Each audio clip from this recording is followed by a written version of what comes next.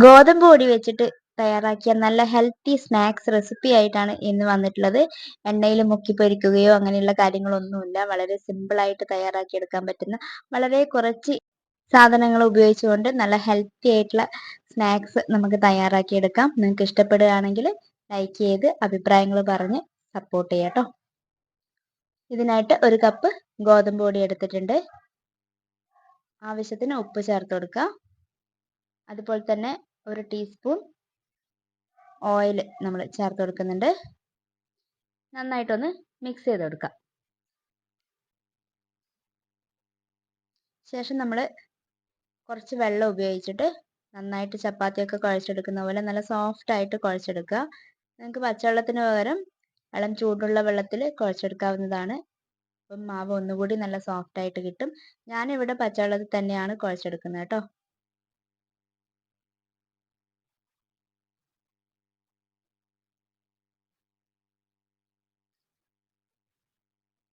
അപ്പോൾ കംപ്ലീറ്റ് നമ്മൾ ഇതുപോലെ കുഴച്ചെടുത്തിട്ടുണ്ട്.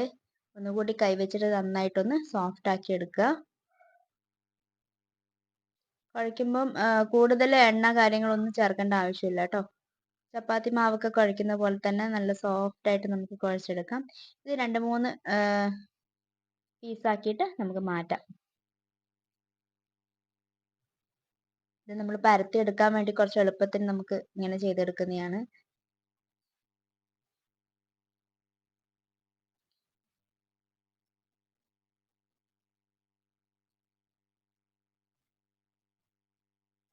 നന്നായിട്ടൊന്ന് ഉരുട്ടി ഷേപ്പാക്കി എടുത്ത ശേഷം നമുക്ക് ഒരു പലകയിലേക്ക് അല്പം പൊടി ഇട്ട് കൊടുത്തിട്ട് നമുക്ക് പരത്തിയെടുക്കാം. ഒരുപാട് പൊടികൾ ചേർത്ത് കൊടുത്തിട്ട് അങ്ങനെ പരത്തിയെടുക്കണ്ട. നമ്മൾ നല്ല നൈസായിട്ട് നമുക്ക് കിട്ടുന്ന രീതിയിൽ പരത്തിയെടുക്കുക. ഈ ഒരു പാകത്തിൽ മതിയാവും. അതിൻ്റെ 2 സൈഡും ഉള്ള ആ വശങ്ങളൊക്കെ നമുക്കൊന്ന് കട്ട് ചെയ്തിട്ട് കുറച്ച് നീറ്റാക്കിയിട്ട് എടുക്കാം കേട്ടോ. ഇതുപോലെ കറക്റ്റ് അളവ് കിട്ടാൻ വേണ്ടിയിട്ട് നമ്മൾ 2 ഭാഗങ്ങളാക്കിയിട്ട് നമ്മൾ ഇതുപോലെ കട്ട് ചെയ്തിട്ട് എടുക്കുക. അതാകുമ്പം എല്ലാം ഏകദേശം ഒരേ അളവ് തന്നെ നമുക്ക് കിട്ടും കേട്ടോ. നിങ്ങൾക്ക് ഇഷ്ടമുള്ള ഷേപ്പിൽ നിങ്ങൾക്ക് തയ്യാറാക്കിയെടുക്കാം. ഞാനിവിടെ ഈ ഒരു സിമ്പിൾ ഷേപ്പിൽ തയ്യാറാക്കി എടുക്കുകയാണ്. ഇങ്ങനെ തന്നെ ഷേപ്പ് വേണമെന്നൊന്നുമില്ല. ഇതിൻ്റെ 2 അറ്റം കൂടി നമ്മൾ ആദ്യം ഒന്ന് മടക്കിയിട്ട് നന്നായിട്ടൊന്ന് പ്രസ് ചെയ്ത് കൊടുക്കണം കേട്ടോ. അത് നല്ല രീതിയിൽ ഒട്ടിപ്പിടിക്കുന്ന രീതിയിൽ കൈവച്ചിട്ട് ഒന്ന് അമർത്തി കൊടുക്കുക. ബാക്കിയുള്ള ഭാഗം ബാക്കിലേക്ക് ഇങ്ങനെ ഒട്ടിച്ചു കൊടുക്കുക കേട്ടോ. ഈ ഒരു ഷേപ്പിലാണ് കിട്ടിയിട്ടുള്ളത്. നമുക്ക് അടുത്തേയും കൂടെ ഒന്ന് ചെയ്ത് നോക്കാം. ആദ്യം ചെയ്യുന്നത് ക്യാമറയിൽ അത്ര കിട്ടിയിട്ടില്ല. അപ്പം നമുക്ക് ഇത് ശരിക്കും നോക്കാം. ഈ 2 ഭാഗം ഒട്ടിച്ച ശേഷം ക്രോസ് ആയിട്ട് ഒട്ടിക്കുക. ഈ 2 സൈഡുള്ള ഭാഗം ഇങ്ങനെ ഇതുപോലെ അങ്ങ് ചെയ്തെടുക്കുക. ഇത്രയേ ഉള്ളൂ കേട്ടോ. സിമ്പിളാണ്. നിങ്ങൾക്ക് വേറെ ഏത് ഷേപ്പിൽ വേണമെങ്കിലും തയ്യാറാക്കി എടുക്കാം. കംപ്ലീറ്റ് നമുക്ക് ഇതുപോലെ ഒന്ന് ചെയ്തിട്ടെടുക്കാം.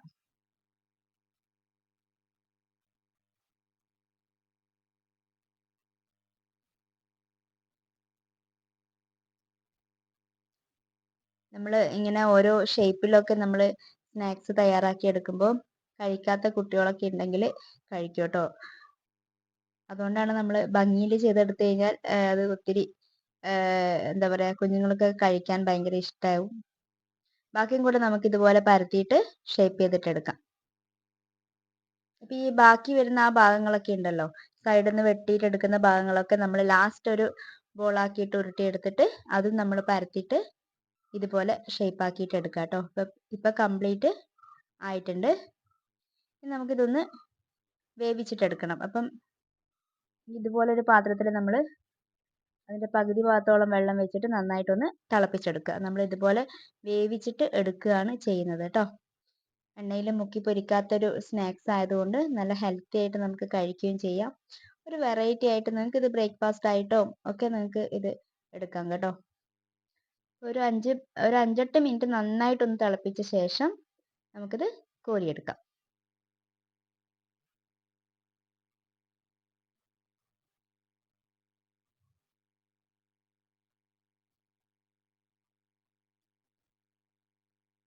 മുഴുവനും കോരിയെടുത്തിട്ട് നമുക്കൊരു പാത്രത്തിലേക്ക് മാറ്റി വെക്കാം. ഇനി ഒരു പാൻ വെച്ച ശേഷം ഒരല്പം ഓയിൽ ഒഴിച്ചിട്ട് അതിലേക്ക് ഒരു വലിയ സവാളയാണ് എടുത്തിട്ടുള്ളത് കേട്ടോ. വലുത് നിങ്ങളുടെ കയ്യിലില്ലെങ്കിൽ 2 മീഡിയം സൈസിലുള്ള സവാള ആയാലും മതി. ചെറിയ ചെറിയ രീതിയിലൊന്ന് കട്ട് ചെയ്തിട്ട് അരിഞ്ഞെടുക്കല്ല, ചെറിയ ചെറിയ രീതിയിൽ കൊത്തി അരിഞ്ഞെടുക്കുക കേട്ടോ. ഒരു 4 വെളുത്തുള്ളി, ഒരു കഷ്ണം ഇഞ്ചിയും കൂടെ കട്ട് ചെയ്തിട്ട് അതിലേക്ക് ഇട്ടിട്ടുണ്ട്. നന്നായിട്ടൊന്ന് മിക്സ് ചെയ്ത് കൊടുക്കാം. കുറച്ച് കറിവേപ്പില ഇട്ടുകൊടുക്കാം.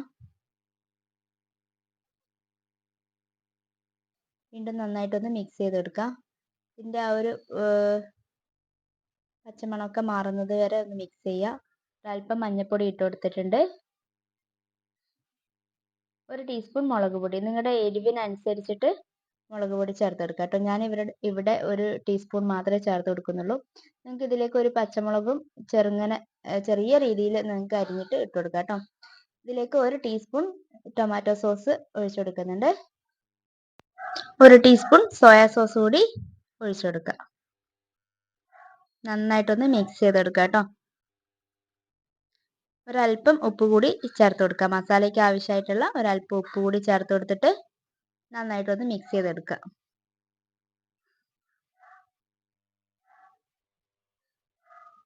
ഈ ഒരു ഭാഗമാകുമ്പോൾ നമ്മൾ വേവിച്ച് വെച്ചിട്ടുള്ള അതുകൂടി ഒന്ന് അതിലേക്ക് ഇട്ട് കൊടുക്കുക കേട്ടോ.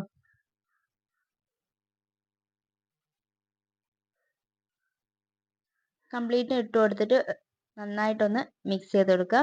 നിങ്ങളുടെ കയ്യിൽ മല്ലി ഇല ഉണ്ടെങ്കിൽ അതുകൂടി ഒന്ന് ചേർത്ത് കൊടുക്കുക കേട്ടോ. നല്ലൊരു ഫ്ലേവർ ആയിരിക്കും മല്ലിയില ചേർത്ത് കൊടുക്കുമ്പോൾ. നന്നായിട്ടൊന്ന് മിക്സ് ചെയ്ത് കൊടുക്കുക. ഒരു 5 മിനിറ്റ് ഇതുപോലെ ചെറിയ തീയിലൊന്ന് മിക്സ് ചെയ്ത് കൊടുക്കുക.